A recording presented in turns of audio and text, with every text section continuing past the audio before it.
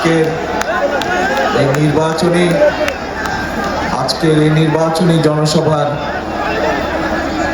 আমার সামনে উপস্থিত মুরব্বীবর্গ, অনুষ্ঠানের সভাপতি, উপস্থিত হাজারো ভাই বোনেরা, মায়েরা এবং আমার দলীয় সহকর্মীবৃন্দ, আসসালামু আলাইকুম। আসসালামু আলাইকুম। কেমন আছেন আপনারা? ভালো আছেন? অনেকক্ষণ অপেক্ষা করেছেন তাই না? হ্যাঁ, আমার আসার কথা ছিল খুব সম্ভব 5টার সময়, এখন বাজে রাত্রি 12:30। এই যে কেন দেরি হলো নিশ্চয়ই আপনারা ফেসবুকে দেখেছেন না? আজকে থেকে বাংলাদেশে এই যে আগামী মাসের 12 তারিখ, এই আগামী মাসের 12 তারিখে দেশে জাতীয় নির্বাচন, তাই তো নাকি? এখন এই যে 12 তারিখে জাতীয় নির্বাচন, এই নির্বাচনে আপনারা, আমরা, বাংলাদেশের জনগণ, প্রত্যেকটি মানুষের একটি অধিকার আছে। কি বলেন তো?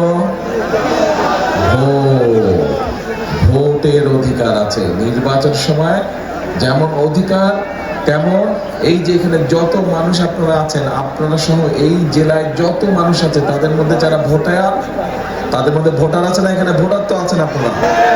প্রত্যেকটি ভোটারের দায়িত্ব হচ্ছে কি? ভোট দেওয়া। দায়িত্ব কি? ভোট দেওয়া, পবিত্র দায়িত্ব। এটা হচ্ছে দেশ, রাষ্ট্র আপনাকে সেই দায়িত্ব দিয়েছে, এটা আপনার জন্মগত অধিকার। এই ভোটের অধিকারকে আদায় করতে গিয়ে গত 15 বছরে আমাদের শত শত নেতাকর্মী, আরো বিভিন্ন রাজনৈতিক দলের, এমনকি রাজনীতি করে না কিন্তু জনগণের এই অধিকারের পক্ষে কথা বলেছে, এরকম বহু মানুষকে হত্যা করা হয়েছে, খুন করা হয়েছে। বহু হাজার লক্ষ মানুষের বিরুদ্ধে মিথ্যে মামলা দেওয়া হয়েছে। শুধু সেই সময় নয়, এই যে এখানে আমার সামনে এখানে কতটা পরিবার বসে আছে, তাদের সদস্যদেরকে আমরা হারিয়েছি। আমাদের দল করতো, তাদের অনেকে অন্য দলেরও মানুষ ছিল, এরকমও মানুষ আছে। শুধু এই যে 2024 সালের 5ই আগস্ট, এই যে সারা দেশের মানুষ রাজপথে নেমে এসে স্বৈরাচারকে যে বিদায় করেছিল, সেই সময় 1500 মানুষকে হত্যা করেছে, তার মধ্যে। তাহলে প্রিয় ভাই বোনেরা, এই যে ভোটের অধিকার, গত 15 বছর আপনারা ভোট দিতে পেরেছিলেন? ভোট দিতে আপনারা পারেননি গত 15 বছর। সেই অধিকারকে কেড়ে নেওয়া হয়েছিল। এখন এই যে শত হাজার মানুষের জীবন উৎসর্গ করার মাধ্যমে এই যে অধিকারটি ফিরে পেলেন, এই অধিকারটা তো তাহলে 12 তারিখে এই অধিকারটি প্রয়োগ করতে হবে না? এখন কখন যাবেন ভোট দিতে? কখন যাবেন? সকাল সকাল হইল না। তাহাজ্জুদের সময় উঠতে হবে। এইবার তাহাজ্জুদের সময় উঠতে হবে। তাহাজ্জুদের নামাজ পড়ে যার ভোট কেন্দ্রের সামনে গিয়ে ফজরের জামাত পড়বেন। পারবেন? ফজরের জামাত পড়ে লাইন দিয়ে দাঁড়া যাবেন যারা ভোটার যে এলাকার। কেন কথাটা বললাম? কথাটা এই কারণে বললাম যে গত 15 বছর যেমন আমির নির্বাচন হয়েছে, নিশিরাতের নির্বাচন হয়েছে, মনে আছে না? মনে আছে। আপনাদের ভোট দিতে দেয় নাই। ঠিক একইভাবে এইবার আবার ষড়যন্ত্র শুরু হয়েছে একটা দলে।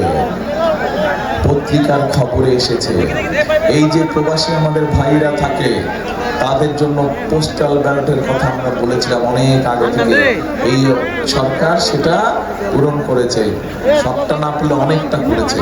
কিন্তু পত্রিকার খবরে দেখলাম যে পোস্টাল ব্যালটটা সরিয়ে ফেলেছে। দেখেছেন আপনারা খবরটা? খবরের কাজে ষড়যন্ত্র শুরু হয়েছে। আবার কি ষড়যন্ত্র হচ্ছে? ষড়যন্ত্র বিভিন্ন মা বোনদেরকে দিয়ে, নিরীহ মা বোন যারা ভোটার, গিয়ে তাদের এনআইডি নাম্বার নিচ্ছে, গিয়ে তাদের ফোন নাম্বার নিচ্ছে, বিকাশ নাম্বার নিচ্ছে। শুনেছেন না এই খবর? এই খবর কে শুনছেন বলেন তো দেখি? সবাই শুনছেন? তাহলে ভাই আর বলে কি হবে, আপনারা তো জানেনই সব ঘটনা। তাহলে শেষ করে দেই। ও বলবো, আচ্ছা তাহলে বলি। এখন এই যে নিচ্ছে, এখন যারা নিচ্ছে তারা কারা জানেন? এই যারা নিচ্ছে, এই যে মা বোনদেরকে, নিরীহ মা বোনদেরকে যারা এই যে এনআই নাম্বার নিচ্ছে বিভ্রান্ত করে বিভিন্ন কথাবার্তা বলছে, এরা ৭১ সালে যে আমরা দেশ স্বাধীন করেছিলাম লক্ষ শহীদের রক্তের বিনিময়, সেই সময় তাদের একটি ভূমিকা ছিল। কি ভূমিকা ছিল? এই দেশের মানুষ যুদ্ধ করে রক্ত দিয়ে দেশ স্বাধীন করেছিল, কিন্তু এই যাদের কথা বললাম ষড়যন্ত্র করছে, এরা তখন দেশের বিপক্ষে অবস্থান করেছিল, দেশের স্বার্থের বিরুদ্ধে। এবং তাদের কারণে তারা দেশের মানুষের সাথে ছিল না, দেশের স্বার্থের বিরুদ্ধে ছিল, এবং তাদের কারণে এই দেশের লক্ষ লক্ষ মানুষ শহীদ হয়েছিল সেদিন। তাদের কারণে এই দেশের লক্ষ লক্ষ মা বোনের সম্মান হানি হয়েছিল সেদিন। তাদেরকে বাংলাদেশের মানুষ 50 বছর আগেই দেখে ফেলেছে যে তারা কি জিনিস, তারা কি জিনিস বাংলাদেশের মানুষ দেখে ফেলেছে। কাজে এই ষড়যন্ত্রকারীদের বিরুদ্ধে আমাদেরকে সজাগ থাকতে হবে। প্রিয় ভাই বোনেরা, এই যে ভোটের অধিকার আমরা অর্জন করেছি, শুধু ভোট দিলেই আমাদের এবার চলবে না। এই ভোট দেওয়ার মাধ্যমে আমাদেরকে নিশ্চিত করতে হবে যে কারা আপনাদের জন্য কাজ করবে, এলাকার উন্নয়নের জন্য কাজ করবে, দেশের মানুষের জন্য কাজ করবে। এই দেখেন, এখানে লাইন দিয়ে বসে আছে 6 জন প্রার্থী, দেখেছেন? প্রার্থীরা বসে আছে এখানে 6 জন। এদেরকে আমরা দায়িত্ব দিয়েছি। আপনাদের ঘরে ঘরে তারা যাচ্ছে, গেছে, তারা আপনাদের ঘরে ঘরে যাবে, গ্রামে গ্রামে যাবে। আমি বিভিন্ন ভাবে খোঁজ খবর নিয়েছি। আমি তো নিজেই দেখলাম আসার সময়, সিলেটের রাস্তা দিয়ে আসার সময় রাস্তা সে কি দুরবস্থা, রাস্তা ভাঙা চূড়া দুরবস্থা। সেই 2005 সালে যখন ধানের শীষ খালেদা জিয়া যখন দেশ পরিচালনার দায়িত্ব ছিলেন, তখন আমি ঢাকা থেকে সিলেটে গেছি, 4.5 ঘন্টায় সিলেটে গেছি আমি। আর এখন 10 ঘন্টা সময় লাগছে সিলেট থেকে। এত খারাপ অবস্থা রাস্তা, আপনারা তো দেখেছেনই। শুধু এই মহাসড়কের অবস্থা যে খারাপ তা না, আপনাদের প্রত্যেকটা জেলার ভিতরে প্রত্যেকটা গ্রাম, উপজেলা, ইউনিয়ন সবগুলো রাস্তাঘাট ভেঙে চুরে খান খান হয়ে গেছে, হয়েছে না? স্কুল কলেজগুলো ধ্বংস হয়ে গেছে, ভেঙে চুরে পড়ে গেছে, কোন রকম রিপেয়ার নাই, আছে না? হাসপাতালগুলোতে ওষুধের অভাব, ডাক্তারের সমস্যা, চিকিৎসা হয় না ঠিকভাবে, আছে না সমস্যা? বিদ্যুৎ থাকে না, বিদ্যুৎ প্রায় চলে যায়, হচ্ছে না এই সমস্যা? ইন্টারনেটের সমস্যা আছে, হচ্ছে না এই সমস্যা? এর বাইরে আরো সমস্যা আছে। বেকার বহু আমাদের শিক্ষিত তরুণ যুবক আছে, তরুণ সমাজের সদস্য আছে, যারা শিক্ষিত, অল্প শিক্ষিত, যেটাই হোক, বেকার আছে, লক্ষ লক্ষ বেকার আছে, আছে না? কৃষকদের এই যে এখানে বহু খাল ছিল এক সময়, খালগুলো বন্ধ হয়ে গেছে, এখানে অনেক মুরব্বী বসে আছে, এই খালগুলো বন্ধ হয়ে গেছে। খালগুলো খনন করলে উপকার হবে আপনাদের, তাহলে সেই খালগুলো আমাদেরকে খনন করতে হবে। অর্থাৎ অনেক সমস্যা, কিন্তু কাজও অনেক আছে, অনেক কাজ করতে হবে, দেশকে পুনর্গঠন করতে হবে। এখন দেশকে পুনর্গঠন করা যাবে কি না, সেই সিদ্ধান্তের মালিক কিন্তু আপনারা। আপনারা কারা? জনগণ, এই দেশের জনগণ। আপনারা হচ্ছেন সেই সিদ্ধান্তের মালিক, কারণ এই দেশের মালিক কারা? জনগণ, এই দেশের মালিক আপনারা। এই যে এখানে হাজার হাজার মানুষ, এত রাত্রে বেলায় হাজার হাজার মানুষ আছেন, আপনারা সহ সারা বাংলাদেশে যে 20 কোটি মানুষ আছে, 20 কোটি মানুষ হচ্ছে এই দেশের জনগণ মালিক। কাজে এই মালিককে সিদ্ধান্ত নিতে হবে যে দেশ ঠিকভাবে চলবে কিনা, এবং দেশ যদি ঠিকভাবে চলতে হয়, ওই ষড়যন্ত্রকারী যাদের কথা একটু আগে বললাম, তাদের ব্যাপারে আপনাদেরকে সজাগ থাকতে হবে। এবং একই সাথে সজাগ থাকতে হবে যারা বিগত 15 বছর আপনাদেরকে ভোট দিতে দেয় নাই, ভোটের অধিকার কেড়ে নিয়েছিল, তাদের বিরুদ্ধেও আপনাদেরকে সজাগ থাকতে হবে। বাকি থাকলো একমাত্র কি? ধানের শীষ। যতবার ধানের শীষ, এই দেশের মানুষ যতবার ধানের শীষকে সুযোগ দিয়েছে, প্রত্যেকবার ধানের শীষ তার সর্বোচ্চ দিয়ে চেষ্টা করেছে মানুষের নিরাপত্তা নিশ্চিত করার জন্য। গার্মেন্টস, এই যে গার্মেন্টসে বহু মানুষ আছেন এখানে, গার্মেন্টসে কাজ করে, আত্মীয়স্বজন বন্ধু বান্ধব আছে না কাজ করে। এই গার্মেন্টস কার সময় হলো? শহীদ জিয়ার সময় হলো। এই যে হাজার হাজার মিল ফ্যাক্টরি ছিল, এটা আমাদের কথা না, এটা বিদেশিদের কথা খালেদা জিয়ার সময় হয়েছিল, এইখানে বহু খাল খনন হয়েছিল শহীদ জিয়ার সময়, মুরব্বীদের অনেকে সাক্ষী আছেন, আর হয়েছিল না? যার জন্য খালগা বন্ধ হয়ে এখন বন্যা সমস্যায়, বিভিন্ন কৃষির সমস্যায়। এই সব কাজগুলো যদি আমাদেরকে করতে হয়, তাহলে আপনাদেরকে সঠিক সিদ্ধান্ত নিতে হবে। কি সেই সিদ্ধান্ত? 12 তারিখে কোথায় সিল মারবেন? কোথায় সিল মারবেন? কোথায় সিল মারবেন? ধানের শীষে সিল মারতে হবে। এখন প্রিয় ভাই বোনেরা, আপনাদের সামনে আরো 2-1টা কথা বলি। রাত তো অনেক হলো, বেশি দেরি করবো না। আরো 2টা মিটিং বাকি আছে আমার আরো 2টা মিটিং বাকি আছে। এখন আমরা একটি পরিকল্পনা নিয়েছি যে ইনশাআল্লাহ আল্লাহর রহমতে 12 তারিখে ধানের শীষ সরকার গঠন করলে, বিএনপি সরকার গঠন করলে, এই যে মা বোনেরা আছে গ্রামে গঞ্জে সারা দেশে, যে মা বোনেরা আছে, বিশেষ করে যারা গরিব দুস্থ মা বোনেরা আছে, বিশেষ করে যাদের সংসার আছে, যাদের সংসার গৃহিণী মারা আছে, তাদেরকে আমরা একটা জিনিস দিতে চাই। কি জিনিস? সেই জিনিসটার নাম হচ্ছে, এটা কি বলেন তো? হ্যাঁ, আরে আপনারা তো জানেনই ভাই, তাহলে আর বলুন কি? ফ্যামিলি কার্ড দিতে চাই। এই ফ্যামিলি কার্ডটা দিয়ে আমরা দুস্থ পরিবার যারা আছে, মধ্যবিত্ত পরিবার যারা আছে, নিম্ন মধ্য পরিবার, প্রত্যেকটি গ্রামের পরিবারকে আমরা সহযোগিতা দিতে চাই, যাতে করে খালেদা ভাই আচ্ছা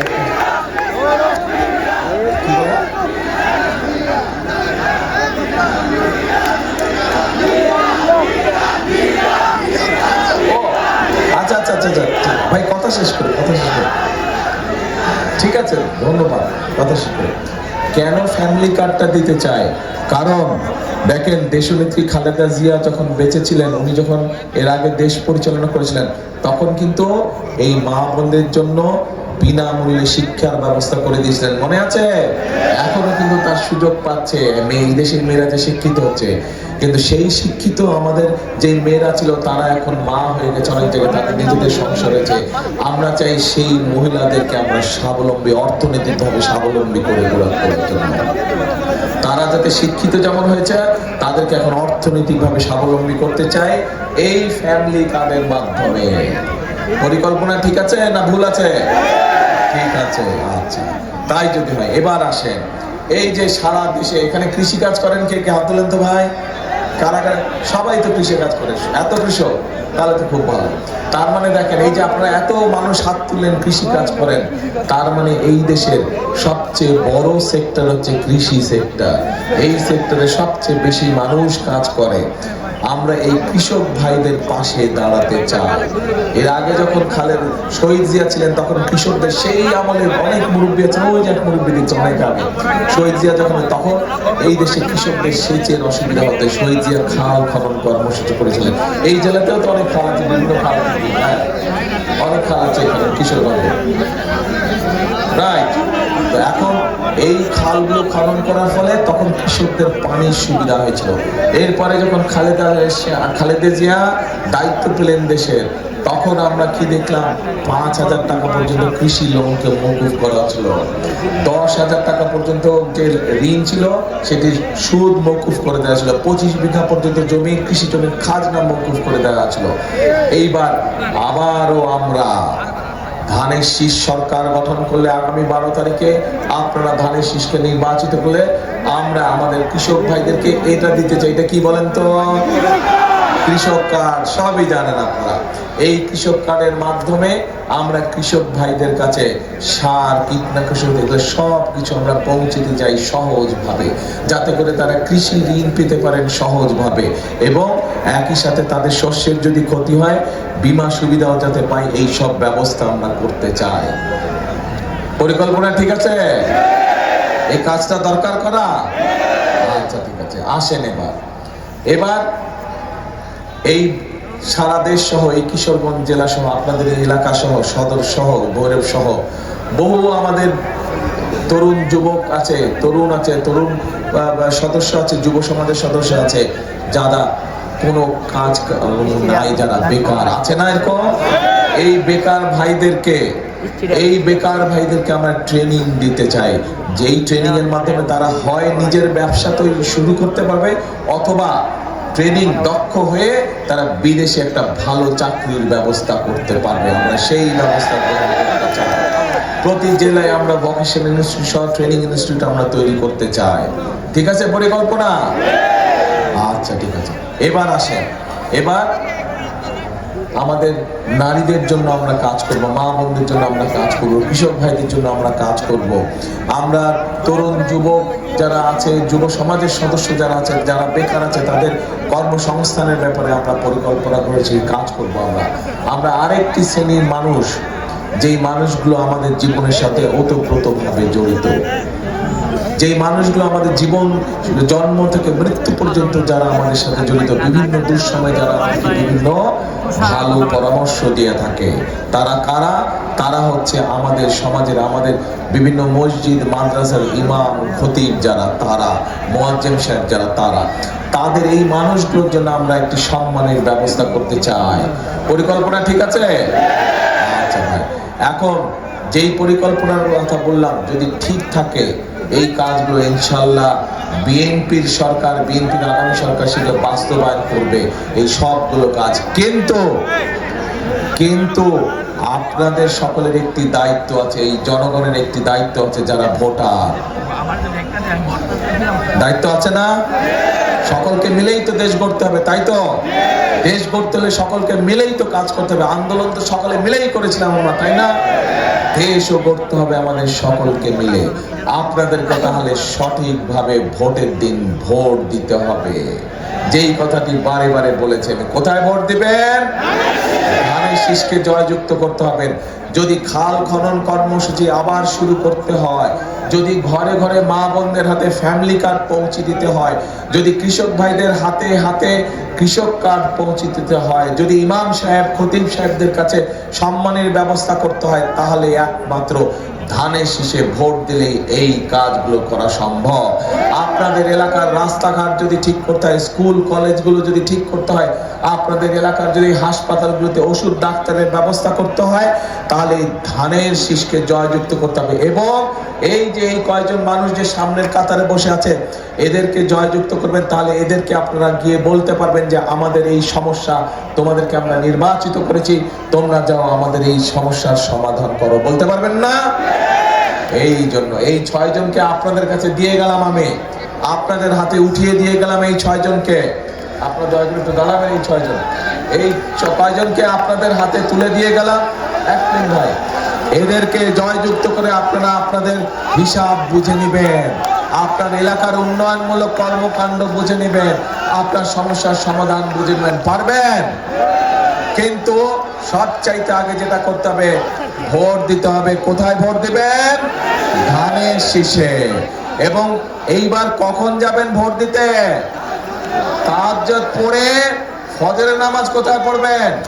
ভোট কেন্দ্রে পড়তে হবে, ভোট কেন্দ্রে। কারণ ষড়যন্ত্রকারীরা যাতে কোনো ষড়যন্ত্র করতে না পারে, চোখ কান খোলা রাখতে হবে, সতর্ক রাখতে হবে।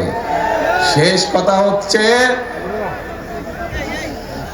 করব কাজ, করব দেশ, সবার আগে বাংলাদেশ। আবার বলেন, করব কাজ, করব দেশ, সবার আগে বাংলাদেশ। আল্লাহ হাফেজ।